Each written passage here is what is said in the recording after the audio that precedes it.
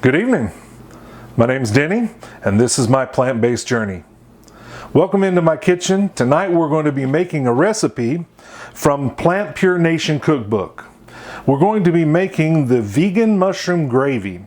We're going to put it on top of some red potatoes that I have diced up, and we're going to bake them in the oven. I already have the oven preheated. I've seasoned it with some onion powder, garlic powder, a little bit of black pepper, and some parsley for color. We're going to put those in the oven. They're on a cookie sheet with parchment paper.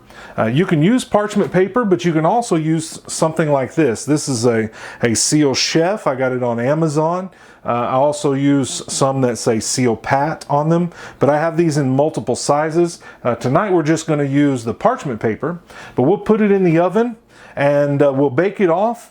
And we're going to use this gravy on top of our potatoes along with the rest of our meal. So get your pencil and pen ready, and I hope you'll write down this recipe, or better yet, go buy their book. There's a lot of great recipes, and I know you'll enjoy this one. All right, so let's begin our recipe. It calls for 1 medium onion, 6 button mushrooms that have been sliced up. These are a little bit larger than button, but they're going to work for our purposes. It calls for a ½ teaspoon of minced garlic. Now I'm using fresh garlic. It's going to be a little bit more than a ½ teaspoon because I used one of the small cloves. And you use a ½ cup of vegetable stock in a medium hot to hot pan.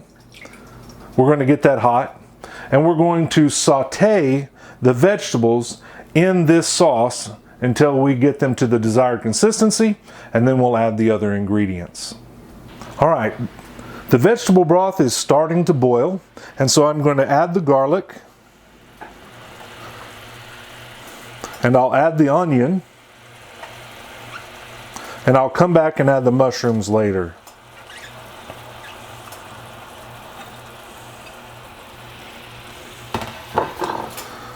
We're going to saute these together.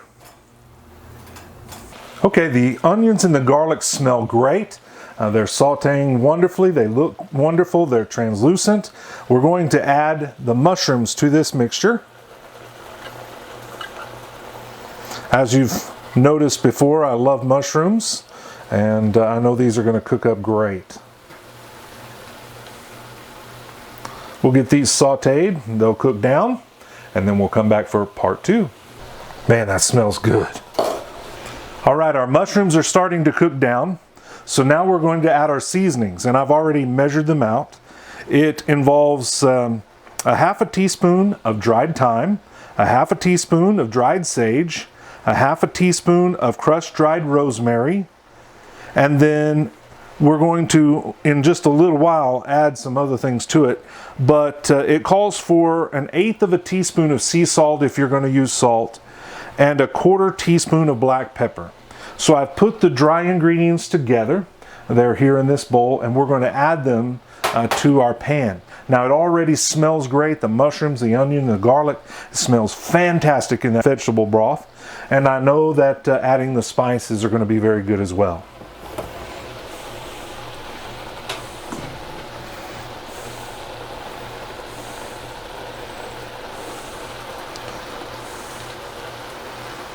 So already the aroma from the sage, from the rosemary and thyme are filling the kitchen. It smells fantastic.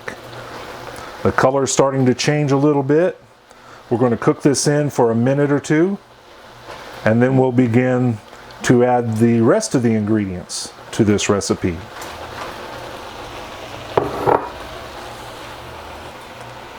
Now we're just about ready to add the rest of the ingredients. We're going to be putting 2 cups of vegetable broth, 2 tablespoons of low sodium soy, and there's some other alternatives for you there in the book, and a 1/4 cup of flour into this, and we're going to use that as the thickening agent. We'll use our whisk. We're going to stir it in, try to get it where there's no lumps. You do this in cool liquid like this, it'll keep it from getting as lumpy as if you just tried to dump it right into your mixture on the pan. That would bring some pretty big clumps. So we're going to stir this in, we're going to whisk it in, and then in a minute or so we'll add this to the rest of our sauce. Okay, our vegetable broth is cooking down in the pan, so we need to get this liquid in pretty quick. So I'm going to go ahead and add it to the pan. It cools it off right away. And we'll cook this until it has a little bit of thickness to it, and we'll see it thicken up and be a great gravy. We'll come back and talk about this more in just a minute. All right, this is starting to bubble. It's hot and it's thickening very nicely. I'm impressed with how quickly it's thickened. I'm going to turn the stove off. I'm going to slide this to the back and allow it to cool down, and I'll prepare the rest of the items for our dinner this evening. All right, I'm back. I started a pan of corn on the cob, a pan of black-eyed peas. We've got the potatoes cooking in the oven. They're going to cook for about 30 minutes and they'll be golden brown. I've got the gravy ready, and I wanted to just show you very quickly how thick this gravy became. It is fantastic. I don't know if you can see that very well, but you know, a lot of times when you try to make a vegan gravy, something without the fat, and it just doesn't seem like it thickens very well. This is no cornstarch. This is just with that flour. It thickened up very well. The only thing that I did that was different than the recipe is I didn't crush up my herbs, and I probably should have. I should have ground them so that there's not little chunks or little flakes. But this looks great. And so I can't wait to put this with my potatoes in just a few minutes. Okay, everything's cooking, but I've decided that I've got to try this. I don't want to wait any longer.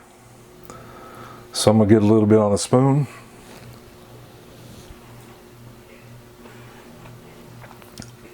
That is really good. PlantPure Nation did a great job on this recipe. It's thick, it's hearty. The mushrooms and garlic, it just tastes so good. All those seasonings, rosemary, thyme, and sage, classic flavors. Onions, garlic, classic flavor. This is just good. You're going to enjoy this. All right, the black-eyed peas are coming to a boil. The corn is almost ready to boil. The gravy's cooled down a little bit. It's thickened up very nicely. And my potatoes just finished. I've turned off the oven. They have browned up nice and golden brown. They're looking wonderful. Those are going to be fantastic with a little bit of gravy on them. Even if you put the pot in the gravy, the pot holder in the gravy, it'll still taste okay. Maybe some extra flavor. All right, it's time to load the plate. We're going to fill it up, get a little bit of black-eyed peas.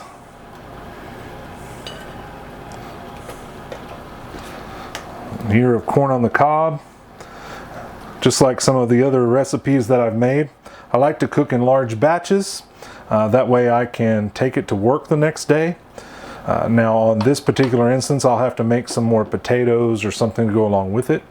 But the black-eyed peas and corn, there's plenty of that.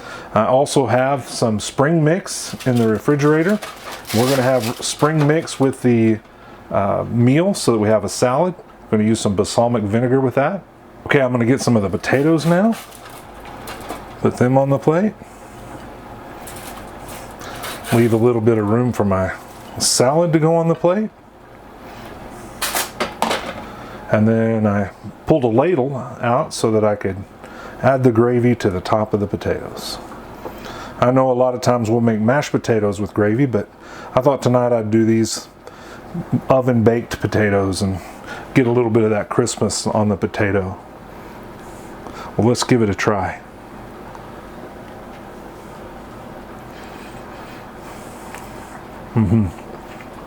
That is very good. You're going to love these flavors. You know, you could have sprinkled some of the rosemary, thyme, and sage on the potatoes.